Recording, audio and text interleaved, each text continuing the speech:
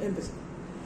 Buenos días. Hoy vamos a conversar sobre el ordenamiento jurídico, que es el tema 5 de la asignatura Derecho Administrativo 1. Empezamos por ese ordenamiento jurídico. ¿Qué es el derecho? ¿Qué es el concepto de ese ordenamiento jurídico? ¿Cómo se conceptúa ese ordenamiento jurídico aquí en nuestro país? Debemos señalar que es un conjunto de normas jurídicas relacionadas entre sí, escalonadas o jerarquizadas, de alguna manera que rigen en un momento un país o una sociedad determinada. Es decir, que ese ordenamiento jurídico viene de manera jerarquizada. Por ejemplo, el ordenamiento jurídico venezolano tiene una determinación y como fuente de leyes, ya sabemos dónde provienen las leyes, quién las hace, cuál es ese procedimiento, y le va a dar ese estatus de jerarquía al momento si es ordinaria o es orgánica. Ejemplo, la ley orgánica del procesal penal, la ley orgánica de la jurisdicción contenciosa administrativa, la ley orgánica de procedimientos administrativos y así muchas otras leyes, ley orgánica tributaria y viceversa. Ahora bien, ese ordenamiento jurídico presenta una pluralidad de sentidos que se puede concretar de dos maneras. Uno, es un sistema normativo que es el conjunto de reglas o reglas directas a través de las cuales se determina la organización de un grupo social en relación a la función, a la resolución de conflictos, en la satisfacción de sus necesidades. Un ejemplo, podemos citar la ley de convivencia social, que determina esa organización de ese grupo social, que va a normar la convivencia de la sociedad cuando presenta algún conflicto. Luego tenemos ese sistema complejo social organizativo, que eso sigue un poco más allá de las teorías, porque es una propuesta de Román, que él establece que es insuficiente. El ordenamiento jurídico no sería tan solo un sistema normativo como un importante proceso interactivo, sino que una norma sería susceptible de tener un significado distinto en algún momento en lugar y el lugar que se aplicará. De eso podemos señalar que podemos tener, no se ajusta ese criterio y estamos de alguna manera de acuerdo con esa teoría que propone Román. Porque sin embargo, sí, las leyes adjetivas tienen un sesgo que son susceptibles en cuanto al significado de aplicar ese contenido de norma en algún lugar o algún momento. Un ejemplo más palpable de esas normas, de esas susceptibilidades, es el particular que rige en la población indígena. Esa población indígena se rige, aunque la Constitución establece que todos deben de regirse por lo señalado en el ordenamiento jurídico vigente. Sin embargo, ellos tienen unas leyes muy especiales que se aplican en ese sentido o en ese lugar, en ese tiempo. Otro particular es las constituciones, las resoluciones, las normativas que tienen los estados para ellos hacer la convivencia diaria de cada sociedad destacada en esos estados. Por ejemplo, tenemos las regulaciones de tránsito terrestre, de peatones en diversos municipios que se aplican de alguna manera. Sin embargo, es en el ámbito del lugar, pero podría ser una nacional, pero es el lugar que se está aplicando. Luego tenemos, también ese ordenamiento jurídico es aplicable a las personas jurídicas de derecho público, porque va en consonancia de esa jerarquización. La persona jurídica de derecho público, en calidad de sujeto, en la importancia jurídica que los ordenamientos le atribuyen a esas organizaciones del poder público, se entiende como un centro de potestades y facultades para la promoción y garantía del bien común de una comunidad obligatoria que de un modo u otro sustenta. Repito, es la cualidad del sujeto. No estamos definiendo lo que es realmente la persona jurídica. Es la cualidad del sujeto, el centro de importancia jurídica en que los ordenamientos jurídicos han atribuido a las organizaciones. Por ejemplo, si es de derecho público, esos sujetos que tienen personalidad jurídica son atribuidas necesariamente a la parte jerárquica. Solamente van a atender lo que es materia de derecho público. Por ejemplo, si la directiva de PDVSA o la empresa PDVSA es una empresa con personalidad jurídica y es ente público de derecho privado. Otra empresa del Estado que se pudiera llamar es la particular del Sencamer, por ejemplo, que se encarga de la emisión de certificado de empresa, o la particularidad de PDVAL, personalidad jurídica de derecho público, y solamente va a atender todo lo que está establecido en la Constitución y en sus leyes jerarquizadas. Un particular que hay que tener en cuenta es que el único que se atiende, que sea de derecho público o derecho privado, sea la persona jurídica en esos dos ámbitos, la aplicación del derecho penal es común para todos.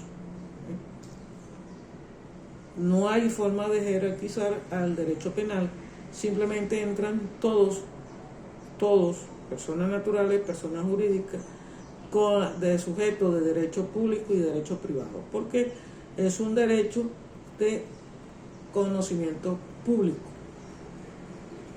de una acción pública, no tiene otro matiz, solamente su aplicación al derecho público, independientemente que sea derecho privado o derecho público. Ahora bien, ¿cómo se considera una persona jurídica que es derecho público o privado? Primero hay que observar lo que dice la Constitución en ese sentido. Para ser persona jurídica de derecho público o privado se debe tener ciertas características esenciales. En el derecho público existe la posibilidad de que se constituyan asociaciones de acuerdo al artículo 113 de la Ley Orgánica de la Administración Pública, que conceptúa que las asociaciones y sociedades civiles del Estado serán asociaciones y sociedades civiles del Estado aquellas que la República o su ente descentralizado funcionalmente posea el 50%.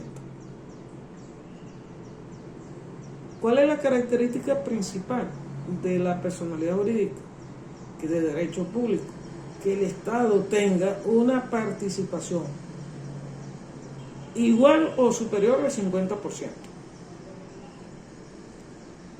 de participación en esa empresa. Llámese PDVSA, pero PDVSA tiene una condición especial que es a pesar que es un ente público, pero es de derecho privado, esa es la condición especial. Pero donde tenga las asociaciones, por ejemplo, las asociaciones de las universidades públicas son de derecho privado, pero si entra el Estado, va a ser de derecho público. Generalmente son reguladas por el Ministerio de Educación pero la particularidad interna de las universidades públicas hoy en día son manejadas por ese particular de asociaciones que tiene el Estado para fomentar su participación y su mantenimiento. Siguiendo con ese particular del 113, aquellas asociaciones o sociedades civiles, aun cuando formen parte de la administración y no se enmarquen en la norma del 113 de la Ley Orgánica de la Administración Pública, serán consideradas como personas jurídicas de derecho privado. Las asociaciones que tengan capital privado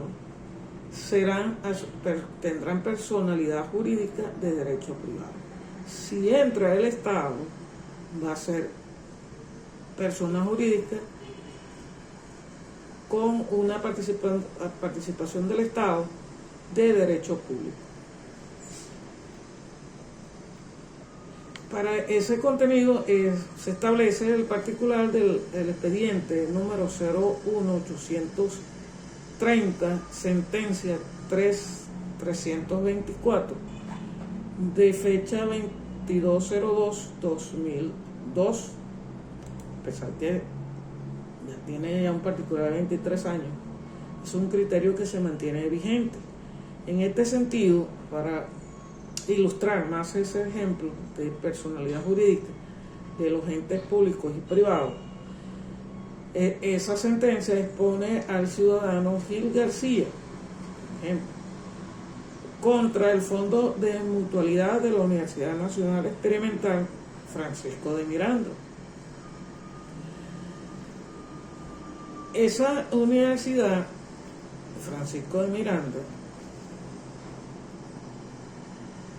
fue objeto de esa pretensión de ese ciudadano porque él aduce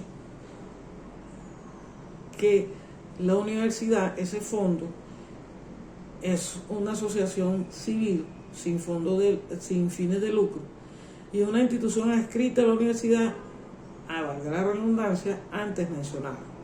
Esto es que debe ser regulado de manera idéntica a este tipo de institutos, al servicio de la nación, que forma parte de la administración pública. Una universidad de carácter público y un fondo mutual que está adscrito a esa universidad. Por lo tanto, se considera que es de derecho público y es demandado ante la Sala Constitucional para una revisión de su aplicación de las normas. Vale, todo eso. Okay. ¿Qué decide la Sala Constitucional? En su decisión declara que el tribunal es competente para conocer ese recurso de apelación de ese fondo mutual y ordena la remisión inmediata del presente expediente del mencionado juzgado a fines que tramite la apelación contenida. ¿Qué es lo que dice todo ese particular? La participación que posee la Universidad Nacional Experimental Francisco de Miranda sobre el fondo de mutualidad corresponde únicamente a una cuota inicial, a aquellos aportes que está decidido de otorgar por lo que no concuerda dicha figura lo establecido en el artículo 103 de la Ley Orgánica de la Administración Pública. El carácter que tiene esa función para ser de derecho público debe ser considerado como una persona jurídica de derecho privado independientemente. No cumple con ese artículo 103. Entonces, por eso es que apelan, porque le están dando el carácter público. Sin embargo, si no se contempla lo que establece el artículo 113 de la Ley Orgánica de la Administración Pública, queda desechado ese tipo de pretensión por parte de lo que alude la parte de defensa de esa universidad. Prosigamos.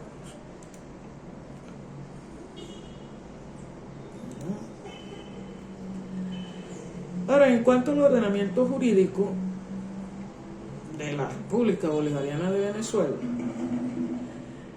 de acuerdo a su contenido pragmático en la Constitución, que la República Bolivariana de Venezuela se constituye un Estado democrático, social, de derecho y de justicia, es un Estado federal descentralizado, en los términos que consagra la misma Constitución.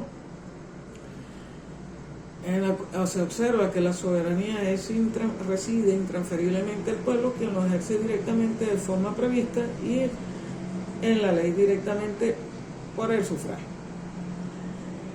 El poder público tiene, dentro de su ordenamiento jurídico, tiene atribuidas sus competencias de manera exclusiva, las cuales se ejercen con fundamento al principio de honestidad, participación, celeridad, eficacia, eficiencia, transparencia, rendición de cuentas y responsabilidad, con pleno sometimiento a la ley y al derecho. Toda esta incidencia que dice el artículo 141 de la Constitución, lo que acabo de mencionar, son atribuidos al artículo 137 de la misma Constitución, que establece el principio de legalidad. No es otra cosa que toda la actividad de la administración pública se debe sujetar a esta Constitución y al ordenamiento jurídico vigente. Eso es otra cosa de que todo el ordenamiento jurídico, como la norma jerárquica, se manifiesta en toda la actividad de la administración pública, basado en ese principio de ordenamiento jurídico. Sí tiene que prevalecer siempre la Constitución por encima de todos los eventos que transcurren en la actividad de la administración pública, porque sin ello no fuera posible y todo quedaría fuera del derecho. A pesar de que si la administración pública dispone de alguna disposición legal que la asiste, necesariamente tiene que ser transferida a lo que establece ese artículo 137 constitucional, de manera jerárquica, porque así lo estipula el ordenamiento jurídico. También tiene de ese ordenamiento jurídico el principio de reserva legal, que no es otra cosa que ese principio de reserva legal determina el tipo de materia que, debido a esa importancia jurídica y política, tienen asignadas, solo pueden ser reguladas mediante ley. Una de esas reservas legales que tiene ese principio es la Asamblea Nacional, que la Asamblea Nacional es por ley, por Constitución, es la única que debe formar leyes. No se pregunta si también el presidente de la República forma leyes. Sí, a través de una ley habilitante que la misma Asamblea Nacional le da los permisos necesarios o las autorizaciones necesarias para que el presidente legisle sobre unas materias de leyes específicas que él debe de dar a conocer a esa Asamblea Nacional. Pero la reserva legal, como principio de reserva legal, lo mantiene la Asamblea Nacional de acuerdo al 202 constitucional. Ahora, ¿hay unos principios fundamentales de ese ordenamiento jurídico? Sí. Está el principio de autointegración en ese ordenamiento jurídico administrativo, que es ese derecho administrativo sea el derecho común y normal de la administración pública. Solamente ella se va a desarrollar, la administración pública se va a desarrollar mediante ese derecho administrativo. Sin embargo, ella puede aplicar otros contenidos de normas adjetivas. Ese derecho administrativo rige la organización y funcionamiento de las actividades de la administración pública. Ese derecho se autointegra en la búsqueda de solución de los problemas específicos que plantea el mismo derecho administrativo. Por ejemplo, el derecho de petición consagrado en el artículo 51 de la Constitución. Es un derecho que le corresponde a todos los venezolanos y a todo el extranjero que solicita alguna petición a la administración pública. Fíjate el orden jerárquico. Me asiste el artículo 51 de la Constitución de la República. Lo traslado ese derecho a la administración pública, pero el proceso de esa petición lo vaya observando la Ley Orgánica de Procedimiento Administrativo hasta la finalización, lo que ocurra allí. Y luego, si hay alguna objeción, un silencio administrativo positivo o negativo, va a entrar a conocer, agotada la vía administrativa, lo que son los contenciosos administrativos, que es la vía judicial.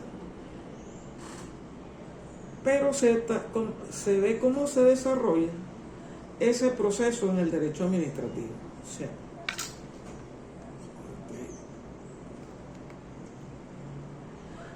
ese principio de reserva legal se ve reflejado en lo que establece una sentencia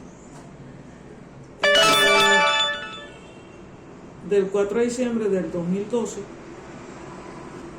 en el expediente 0912 1220. Bueno, hacer mención de ella.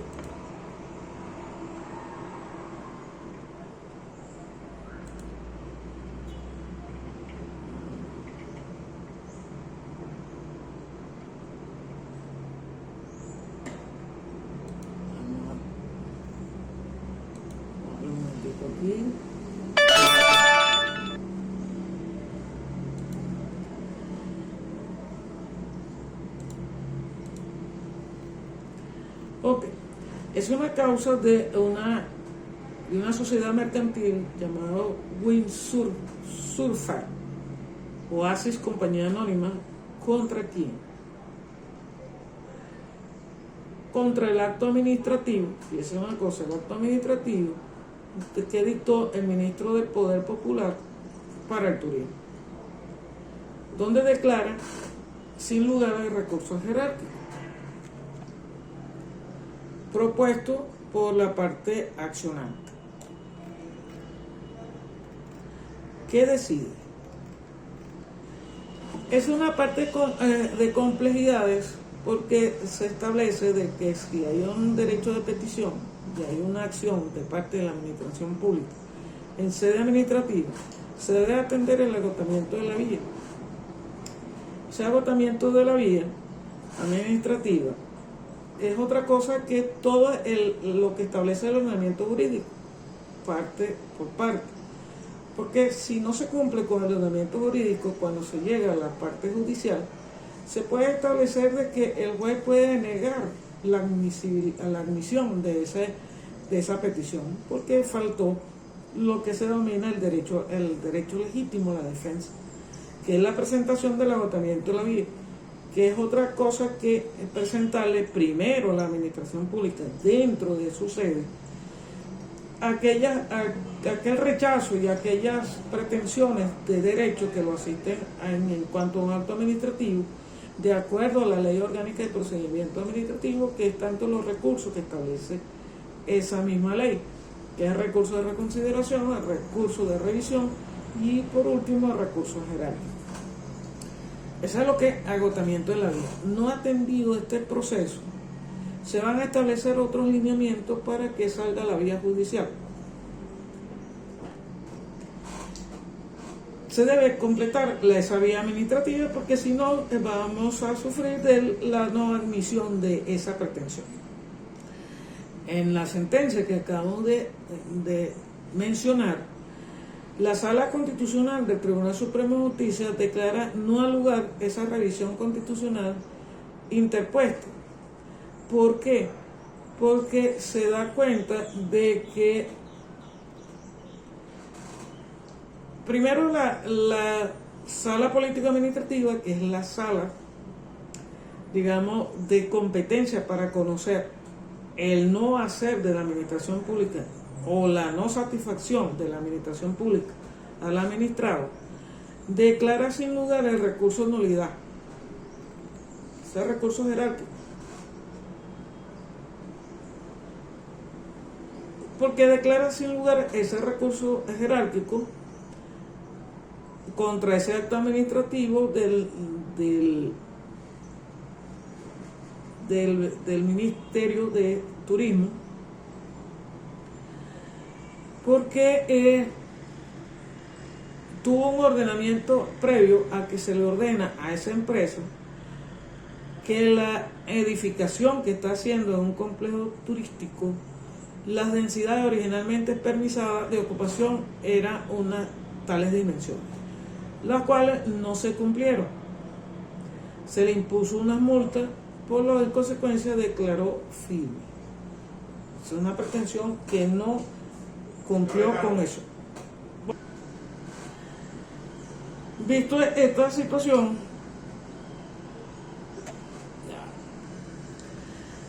seguimos con la particularidad del ordenamiento jurídico. Ahora las clases del ordenamiento jurídico. En las clases de esa doctrina se distingue la reserva legal absoluta, que es una técnica desde el punto de vista institucional para establecer la delimitación de competencia entre el poder legislativo y el poder reglamentario. Desde el sentido originario coincide completamente los principios de reserva de ley y legalidad en sentido formal. Mi comentario aparte. Bueno, vean. El principio de reserva legal, como mencionar, relativa, principio de la reserva legal relativa, es el caso donde una ley no agota la regulación de la materia reservada. Ese principio de reserva es de rango constitucional, se hace efectivo a través de diversas técnicas de qué es la manera que procede el constituyente a determinar qué es o no la reserva legal, a saber, a conocer un poco eso. Enunciación se ejecuta a través de una cláusula general y sistemática. Delimita. La materia de reserva legal sería por exclusión. En la doble lista se enumera la materia que pertenece al Poder Legislativo y lo que pertenece al Poder Ejecutivo. La enumeración. La Constitución en sus artículos remite al legislador para que regule o desarrolle una determinada materia. Ejemplo, el artículo 142 constitucional, los institutos, que dice que los institutos autónomos solo podrán ser creados por ley. Esa es reserva legal. Una parte de reserva legal es, por ejemplo, dentro de la Constitución, el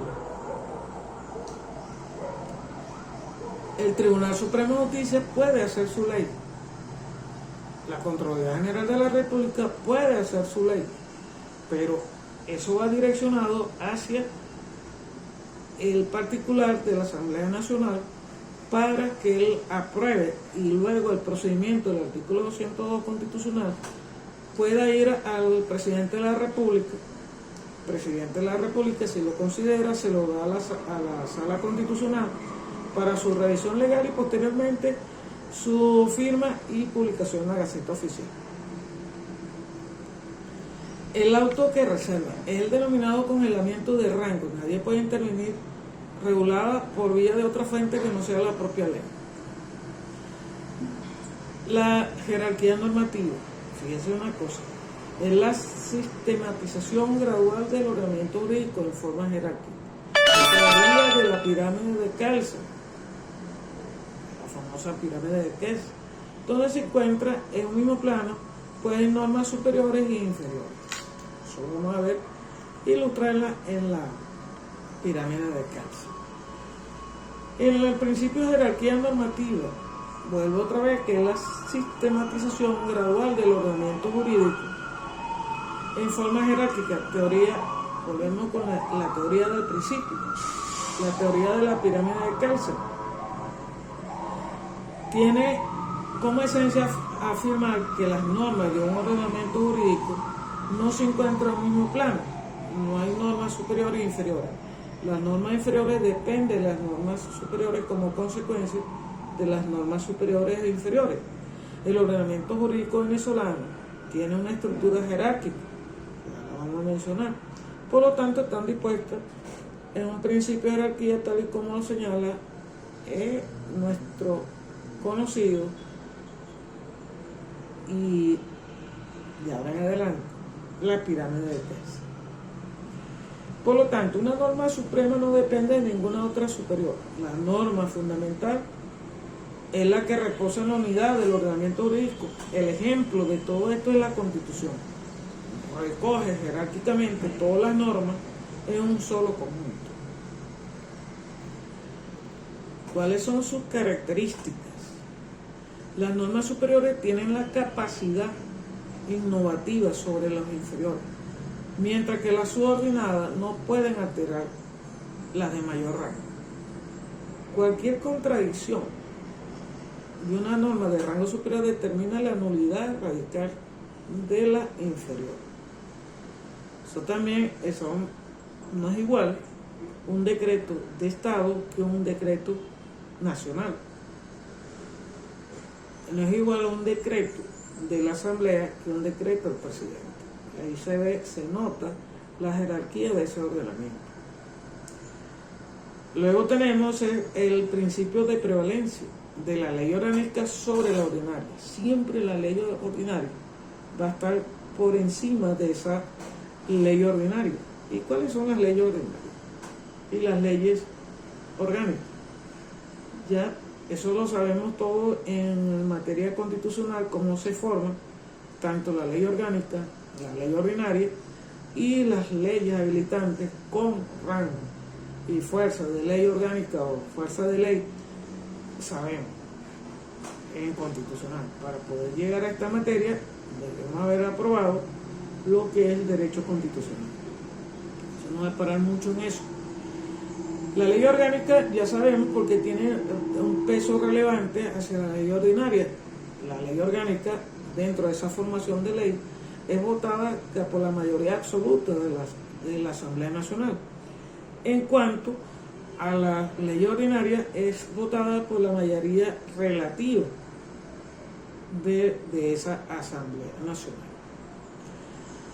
El sentido de prevalencia o preeminencia de la ley sobre el reglamento lo vemos contenido en el artículo 236, número 10 de la Constitución, que es el principio de jerarquía de la normativa, lo que estamos hablando, acabamos de decir. Los efectos de la jerarquía de normas de acuerdo a la jurisprudencia. Tenemos que conocer sobre la derogatoria.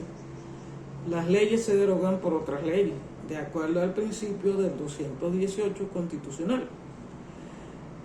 Y la nulidad, cualquier violación del principio de jerarquía, comporta la nulidad de la norma. Ahora, de la fuente del ordenamiento jurídico administrativo en Venezuela, la Ley Orgánica de la Administración Pública, en su artículo 4, hace una indicación formal de las fuentes. ¿Cuál es la fuente de la jerarquía? La fuente de la jerarquía, uno es la Constitución, la otra serían las leyes, los otros serían los actos administrativos. Y eso está reflejado en lo que establece la pirámide de Kelsen. La pirámide de Kelsen en Venezuela está distribuida que su vértice tiene la Constitución, tiene los convenios internacionales, que esos son los convenios realmente tienen rango constitucional. El hecho de que en una parte de la Constitución establece que Venezuela reconoce todos los tratados y convenios internacionales, al reconocerlos dentro de la Constitución, lo establece de rango constitucional. Tratados, contratos. pero ella dirige esa jerarquización, la Constitución en el vértice de esa pirámide. Luego tenemos las leyes orgánicas, que ya conocemos de dónde viene esa ley orgánica. Luego leyes ordinarias, y fíjate que los decretos de ley, a pesar de que la Asamblea le delega funciones legislativas al presidente de la República a través de una ley habilitante, él queda en ese inferior sobre las leyes ordinarias y orgánicas, que sí son materia legislada por la Asamblea Nacional. Sin embargo, esos decretos, lo que salga de esos decretos, van a tener esos rangos, podemos decirle por semántica, decreto de ley con fuerza de ley orgánica. Entonces se debe considerar como una ley orgánica. Ahí es donde está la discrepancia, porque si te delego y no la voy a votar, o sea, la voto en el claustro de la Asamblea Nacional, simplemente es un decreto de ley. Que le pongan otra cuestión, para mí, mi criterio es cuestión de semántica. Decretos ordinarios, ya lo sabemos, es un decreto. Lo que pasó no hace mucho, que se decretó el Día de Júbilo Nacional por la canonización de José Gregorio Hernández, por decir algo. Los reglamentos y normas pueden ser nacionales y pueden ser locales, alcaldías, estados, gobernaciones.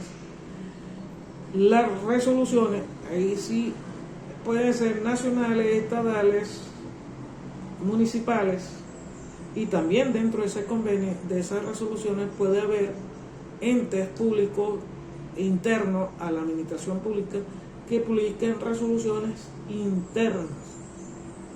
Por ejemplo, el decreto presidencial por la pandemia del COVID, aprovechó el Tribunal Supremo de Justicia de hacer unas resoluciones cómo iban a enfrentar la atención del público en los tribunales. Es una resolución interna. O cómo los diferentes entes de la administración pública iban a afrontar ese decreto nacional. También tenemos las instrucciones, providencias y autorizaciones. Un ejemplo clásico de esas autorizaciones es el gobierno nacional autoriza al SAINE a hacer jornadas de cedulación para diferentes tipos de personas, niños, adultos mayores o la población general. Las providencias sí están dadas tanto para las instituciones, llámese Instituto Autónomo, Superintendencia. Generalmente son las más visibles, son las impartidas por el SENIA, también está el Seguro Social, y las instrucciones, cómo hacer las instrucciones dadas. Hoy en día es muy común ver sobre el decreto de pensiones que tiene el CNA, que tiene que tener unas instrucciones muy precisas para que el contribuyente pueda de alguna manera accesar.